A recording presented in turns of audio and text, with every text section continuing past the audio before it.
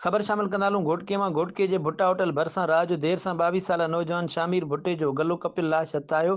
वारिस लाश सिविल अस्पताल खणाए आया, जंहिं बाद वारसनि लाश भुट्टा होटल भरिसां नेशनल हाईवे ते रखी धरणो वयो, जंहिं सबबि ॿिन्ही पासनि खां समय गाॾियूं बीहजी वयूं। इन मौक़े ते एजाज कंदड़ मीर भुट्टे ऐं मोहम्मद सचल भुट्टे ऐं ॿियनि एजाज कंदे चयो त गुज़िरियल राति देर सां असांजे नौजवान खे नामालूम माण्हू गलो कपे बेदर्दीअ सां क़तल कयो आहे। हिननि चयो त पुलिस अञा ताईं का बि कार्रवाई न कई आहे। हिननि चयो त असां सां ज़ुल्म थियो आहे। IG Sindh, DIG Sukkur, SSP Ghotki क़तल जो नोटिस वठी असांखे इंसाफ़ फराहम करे। होॾां धरणे वारे हंधि एसएचओ ए सेक्शन घोटकी अतर हुसैन चन्ने पहुची नौजवान जे वारसनि सां ॻाल्हियूं कयूं, पर नौजवान जे वारसनि रोड खोलण खां साफ़ इनकार कंदे चयो त जेसीं ताईं एसएसपी घोटकी असां वटि ॻाल्हियूं न करण ईंदो तेसीं ताईं असांजो धरणो जारी रहंदो।